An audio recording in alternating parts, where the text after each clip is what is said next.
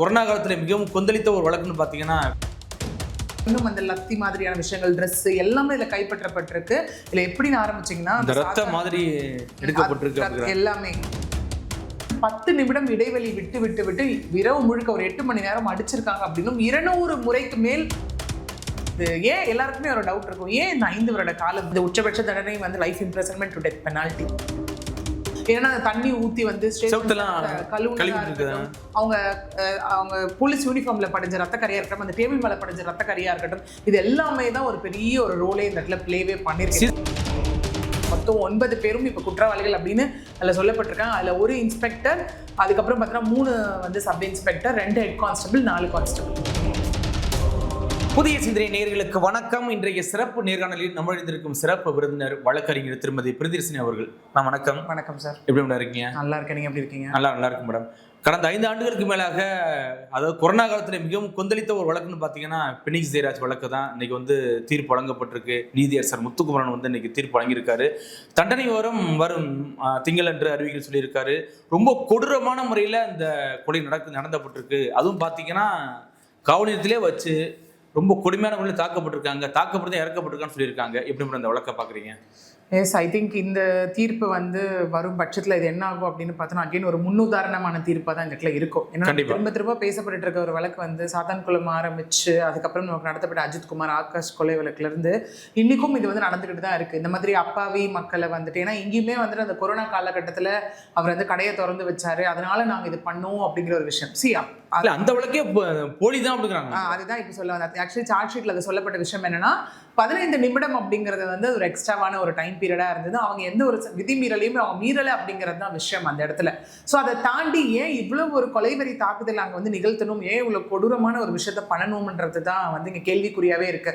சரி, அப்படியே ஒருத்தர் வந்து ரூல்ஸை வயலேட் பண்ணாங்களா, காவல்துறையினோட நடவடிக்கை என்ன பண்ணணும், அவங்களோட ஒரு ஆக்ஷன் என்னவா இருக்கணும் அப்படின்னா அதன் மீது சட்ட ரீதியான நடவடிக்கை தான். ஒரு ஃபைன் போடலாம், ஏதோ ஒன்று பண்ணலாம். அடிக்கிறது வைக்கிறது அப்படிங்கிற அதிகாரம் யாருமே அங்கே கொடுக்கல. அதுவும் இந்த வழக்கில் 10 பேர், அதில் வந்து பால்துறை அப்படிங்கிற ஒருத்தர் இறந்து போயிட்டார் கொரோனா உடம்பு சரியில்லாம. மொத்தம் 9 பேரும் இப்ப குற்றவாளிகள் அப்படின்னு அதுல சொல்லப்பட்டிருக்காங்க. அதுல ஒரு இன்ஸ்பெக்டர், அதுக்கப்புறம் பார்த்தீங்கன்னா 3 வந்து sub inspector, 2 head constable, 4 constable, இவங்க எல்லாரும் அறிவிக்கப்பட்டிருக்காங்க. இல்ல A1 ஸ்ரீதர் அப்படிங்கிற ஒரு விஷயம் வந்து இப்ப சொல்லப்படுது. மொத்தம் 8 செக்ஷன் ஆஃப் IPC கீழே வந்து வழக்கு பதியப்பட்டிருக்கீங்க. அந்த உச்சபட்ச தண்டனை வந்து லைஃப் இம்ப்ரிசன்மென்ட் டு டெத் பெனால்டி. ஏன்னா இல்ல ஆயுள் தண்டனை, காலம் சிறை, ஃபுல்லா சிறை தான். ஏன்னா அதுல போடப்பட்ட ஒரு செக்ஷன்ஸும் வந்துட்டு 8 செக்ஷன்ஸ் அங்க போடப்பட்டிருக்கு. கூடவே வந்து பார்த்தோம் அப்படின்னா இது ஏன் எல்லாருக்குமே ஒரு டவுட் இருக்கும், ஏன் இந்த 5 வருட காலம்? அதான் என்னோட கேள்வி இருந்துச்சு மேடம். 5 வருஷம் ஏன் மேடம் இழுக்கணும்? ஏன்னா சாட்சியம் இருக்கு, எல்லாம். ரெண்டாவது இறந்தது வந்து பாத்தீங்கன்னா காவல் நிலையத்துல, அப்படிங்கும்போது எதுக்கு இந்த 5 வருஷம்? சரி, இந்த 5 வருடம் காலம் அப்படிங்கிறது வந்து பாத்தீங்கன்னா இதுல இன்னொன்னும் இருக்கு. என்னன்னா பாதிக்கப்பட்டவர் தரப்புல இருந்து வந்து பார்த்தோம்னா அகைன் ஹைகோர்ட், மதுரை ஹைகோர்ட் நாடி வந்து வழக்கை சீக்கிரம் முடிக்கணும் பெட்டிஷனும் அதுக்குள்ள போட்டுட்டு இருந்தாங்க. அது ஒரு காரணம், இவ்வளவு சீக்கிரம் விசாரிச்சு முடிச்சதற்காக. நான் 5 வருடமே சீக்கிரம்ன்றேன். ஏன் அப்படின்னா சீக்கிரம் இந்த சென்ஸ் கரெக்டான ஒரு வேலை போய் முடிக்கப்பட்டிருக்கு, எந்தவித டிலேவும் இல்லாமல். ஏன்னா 2427 பக்கம் சார்ஜ் ஷீட் போடப்பட்டிருக்கு. அதுல எவ்வளவு இன்ஃபர்மேஷன்ஸ் இருந்திருக்கும், 150 சாட்சியங்கள், கூடவே 221 ஆவணங்கள். ஓகே, அதுல வந்து பாத்தீங்கன்னா ஒரு இன்னும் அந்த லத்தி மாதிரியான விஷயங்கள், ட்ரெஸ் எல்லாமே இதுல கைப்பற்றப்பட்டிருக்கு. இதுல எப்படின்னு ஆரம்பிச்சீங்கன்னா ரத்த மாதிரி எடுக்கப்பட்டிருக்கு. எல்லாமே என்னன்னா அவங்க கடை இருக்கு இல்லையா, ஜெயராஜ் ஃபெனிக்ஸ் கடையில ஆரம்பிச்ச என்கொயரி, அந்த கடை, அதுக்கப்புறம் வந்து கோவில்பட்டி அந்த ஒரு ஜெயிலு, அதுக்கப்புறம் வந்து மதுரை, அதுக்கப்புறம் ஜெயிலு, அதுக்கப்புறம் ஹாஸ்பிட்டல், போஸ்ட்மார்ட்டம் ரிப்போர்ட், எக்ஸ்பர்ட்ஸ், இதெல்லாம் வைத்து விசாரணை, குறுக்கு விசாரணை எல்லாம் முடிந்து நமக்கு ஜட்ஜ்மெண்ட் வரக்கூடிய காலகட்டம் தான் இந்த 5 வருடம்.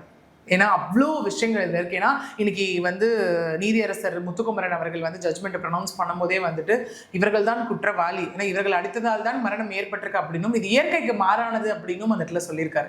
கூடவே வந்து கை கால்களை வந்து கட்டி தொங்க விட்டு பெஞ்ச் மேலே படுக்க வச்சு அடிச்சிருக்காங்க. இல்லை இன்னொன்று என்ன சார்ஜ் ஷீட்ல CBI தரப்பால சொல்லப்பட்டிருக்கு அப்படின்னும் அவர் உறுதிப்படுத்திருக்காரு திரும்ப. அப்படின்னா அந்த அடிச்சது ஒரு பக்கம், கூடவே வந்து 10 நிமிடம் இடைவெளி விட்டு விட்டு விட்டு இரவு முழுக்க ஒரு 8 மணி நேரம் அடிச்சிருக்காங்க அப்படின்னும், 200 முறைக்கு மேல், கிட்டத்தட்ட 200 முறை அடிச்சிருக்காங்க அப்படிங்கிற ஒரு விஷயமும் அவரு தன்னுடைய சொந்தக்காரங்கிட்ட சொன்னதாகவும் அவங்க சொன்ன ஒரு சாட்சியமும் இந்த இடத்துல இருக்கு. இதெல்லாம் வச்சு பார்க்கும்போது நீதியரசரும் கேட்ட கேள்வி என்ன அப்படின்னா, என்ன நீங்க அப்பா பையன் நமக்கு விளையாடுறதுக்கு கிடைச்சிட்டாங்க, அடிச்சு விளையாடலாம்டா, என்ன ஒரு மனப்பாங்கு பாத்தீங்களா அப்படின்னு சொன்னதா இருக்கட்டும். ஸ்ரீதரின் தூண்டுதல், அதாவது இன்ஸ்பெக்டர் ஸ்ரீதரின் தூண்டுதல் பேரில் தான் முதல்ல 2 காவலர்கள் அப்புறம் ஒட்டுமொத்த காவலர்களும் சேர்ந்து அடிச்சாங்க அந்த இடத்துல அப்படின்னும்.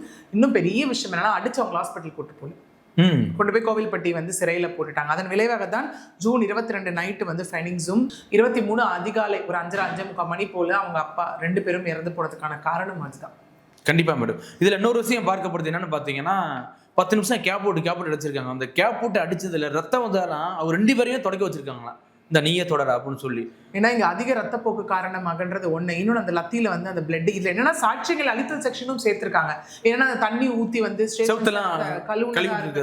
அவங்க அவங்க போலீஸ் யூனிஃபார்ம்ல படிஞ்ச ரத்த கரையா இருக்கட்டும், அந்த டேபிள் மேல படிஞ்ச ரத்த கரையா இருக்கட்டும், இது எல்லாமே தான் ஒரு பெரிய ஒரு ரோலே இந்த இடத்துல பிளேவே பண்ணிருக்கு. சிசிடிவி ஃபுட்டேஜும் அழிச்சிருக்காங்க மேடம். சிசிடிவி ஃபுட்டேஜும் அழிச்சிருக்காங்க. ஸோ வந்து என்னது ஃபேப்ரிகேட்டிங் எவிடன்ஸா இருக்கட்டும், இல்ல வந்து எவிடன்ஸ் எல்லாத்தையும் வந்து எரேஸ் பண்ற விஷயமா இருக்கட்டும், இந்த மாதிரி ஒட்டுமொத்தமாக இந்த எல்லா செக்ஷன்ஸும் கீழே தான் வந்து இன்னைக்கு வந்து இந்த வழக்கு பதியப்பட்டு இவ்வளவு தூரம் ஜட்மெண்ட் வரைக்கும் வந்து குற்றவாளிகள் அப்படின்னு அறிவிக்கப்பட்டது மட்டும் இல்லாமல் கூடவே வந்துட்டு தண்டனை விவரமும் அறிவிக்கப்பட போகுது.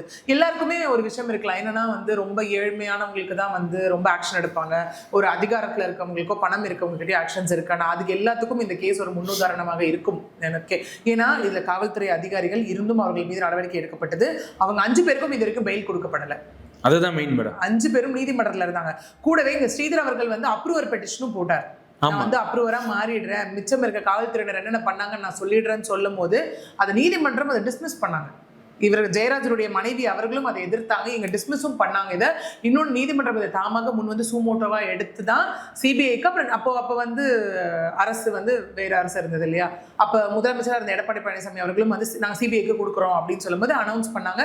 சிபிஐ வருவதற்குள் இவங்க ஏதாவது எவிடன்ஸை கலைச்சிட போறாங்கன்றதுனால அந்த ஒரு 7 நாட்கள் வந்து சிபிசிஐடி அதை என்கொயரி பண்ணாங்க. ஸோ இந்த மாதிரி எங்கேயுமே ஒரு நாள் கூட கேப் விடாமல் என்கொயரி பண்ணப்பட்டு இன்னைக்கு இந்த கொடூரமான செயலுக்கான ஒரு நீதி அப்படிங்கிறது வந்து இன்னைக்கு நமக்கு வந்து கிடைக்கப்பட்டிருக்கு. கண்டிப்பா மேடம். இதுல வந்து பாத்தீங்கன்னா தந்தை மகன் 2 பேரையும் ஒரே இடத்துல நிர்வாணப்படுத்தி அதுவும் தலைகீழா கட்டி அந்த ஆசனாவில் லத்தியை விட்டு அந்த குத்தினதெல்லாம் இறந்தாங்க அப்படின்னு ஒரு முக்கியமான ஒரு சாட்சியா இருக்கு மேடம். அது உண்மைதானே எப்படி மேடம்? இல்ல சார், இது வரைக்கும் அந்த அதான் இயற்கைக்கு மாறான மரணம் இல்ல, அதுதான் சொல்ல வராரு அப்படிங்கிறது இல்ல. இன்னொன்னு பெரிய நம்ம நிறைய இடத்துல பேசியிருக்கோம். என்னன்னா முன்னாடி நம்ம லாக்அப் டெத்லாம் பேசும்போது நம்ம பேசின விஷயம், இவ்வளோ காவல்துறையினர் இருக்கும் போது நல்லவர்களும் இருக்காங்க கெட்டவர்களும் இருக்காங்க அப்படின்னு சொல்லி இல்லையா.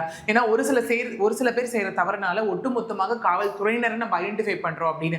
இங்கேயும் இந்த காவல்துறையினருக்கு இன்னைக்கு தண்டனை கிடைப்பதற்கு உதவியாக இருந்ததும் ஒரு காவல்துறை தான். அதுலயும் ஒரு குறிப்பா அந்த ரேவதிங்கிற ஒரு பெண் காவலர் கொடுத்த யூஸ்வலாவே நம்ம பெண் வந்துட்டு ஐயோ எல்லாத்துக்கும் பயந்து ஒரு ஒதுங்குற ஒரு இது இருக்கும், ஹெசிடேட் பண்ற ஒரு இது இருக்கும். இங்க 3 பேர் கொடுத்த அடிப்படை, அதுவும் அந்த ரேவதி அவர்கள் கொடுத்த வந்து ஒரு விஷயம், முக்கியமான விஷயத்தின் அடிப்படையில் தான் நீதிமன்றமே சிபிஐ விசாரணைக்கு போடுது. அந்த ரேவதி, பியூலா, அந்த ரவிச்சந்திரன் அவங்க 3 பேரும் கொடுத்த மெயினான ஒரு சாட்சியங்களாகவும் இந்த கேஸ்ல அவங்க இருக்காங்க. கண்டிப்பா மேடம். இப்போ இதுல வந்து மேடம் இப்போ நேரம் கடந்து ஒரு கடையை நடத்தினதான் ஒரு குற்றச்சாட்டு சொல்லப்பட்டது. அதுக்காக மேடம் இந்த அளவுக்கு அடிச்சு கொண்டிருப்பாங்க. ஸோ இதை தாண்டி என்ன நடந்திருக்கும்? இதை தாண்டியான விவரங்கள் தான் நமக்கு என்ன வாட் இஸ் லைக் இது இன்டென்ஷன் என்னவா இருந்தது அப்படிங்கிறது நமக்கு இருக்கு இல்லையா. இல்ல பல விதமான விஷயங்கள் சொல்லப்படுது. ஏன்னா அவங்க வந்து தாண்டி அவங்க எந்த வித தப்பும் பண்ணாங்க அப்படிங்கிற மாதிரியான ஒரு விஷயம் இங்க இல்லைன்றது. ஏன்னா அவங்க மீதும் அந்த தந்தை மகன் மீதும் இங்க வந்து எஃப்ஐஆர் போடப்பட்டிருக்கு. அதாவது ஒரு வந்துட்டு ஒரு 5 செக்ஷன் கீழே வந்து ஒரு எஃப்ஐஆர் ரெஜிஸ்டர் பண்ணப்பட்டுச்சு. ஓகே, எஃப்ஐஆர் ரெஜிஸ்டர் பண்ணப்பட்டாலும் உங்களுடைய வேலை என்ன, இல்லைங்க கொரோனா காலகட்டத்தில் இந்த மாதிரி ஒரு ரூல்ஸ் இருக்கு, இந்த ரூல்ஸ் அவங்க வயலேட் பண்ணிட்டாங்க அப்படின்னு நீங்க அரெஸ்ட் பண்ணி என்ன பண்ணணும், இம்மீடியட்டா நீதிமன்றத்துல தான் நீங்க அங்க ப்ரொடியூஸ் பண்ணணும் இல்லையா. இந்த இதுல கூப்பிட்டு விசாரிக்கணும், ஏன் கடையை தாண்டி நடத்துறீங்க, உங்களுக்கு வந்து ப்ராசஸ் தெரியாதா, இந்த மாதிரி ரூல்ஸ் இருக்குன்னு தெரியாதான்ற அளவுக்கு தான் நாங்கள் இன்வெஸ்டிகேஷன் இருந்திருக்கணும். அதை தாண்டி அடிப்பதற்கு யார் அதிகாரம் கொடுத்தா அப்படிங்கிறது தான் இங்க வந்து விஷயமாவே இருக்குல்ல முழுக்க. சரி அடிச்சுட்டு ஹாஸ்பிட்டலே கொண்டு போயிருக்கலாம்ல, அதுவும் பண்ணல இந்த இடத்துல. சோ இதனை தாண்டி இதுல வேற என்ன மோட்டிவ் அப்படிங்கிறது வந்து மேபி நமக்கு அது இதற்கு அப்புறம் நமக்கு தெரிய வரலாம். இல்ல சிபிஐ அவர்கள் இதை கண்டுபிடிச்சிருப்பான்னு கேக்குறேன். கண்டிப்பா எல்லாமே சார்ஜ் என்ன மோட்டிவ் சாதனை, இது வந்து சாதன மோட்டிவ்க்கு ஒருத்தர முடிய அடிச்சு கொள்ள வேண்டிய காரணம் கிடையாது. ஆனா இதுக்கு பின்னாடி ஏதோ ஒரு முக்கியமான மோட்டிவ் இருக்கு, அதை கண்டுபிடிச்சிருப்பாங்களா? இது எல்லாமே என்கொயரி பேஸ்ல சார்ஜ் ஷீட்ல கொடுக்கப்படுது. ஏன்னா 2427 பக்கம் அப்படிங்கிறது சும்மா கிடையாது இல்லையா. ஏன் இப்ப இது இல்லைன்னா எதற்காக நீங்க அடிச்சீங்க, ஏன் பொய் வழக்கு போட்டீங்க அப்படிங்கிற ஒரு விஷயம் இருக்கு இல்லையா. அதற்கான என்கொயரி இது எல்லாமே சார்ஜ் ஷீட்ல சப்மிட் பண்ணப்பட்டிருக்கும்.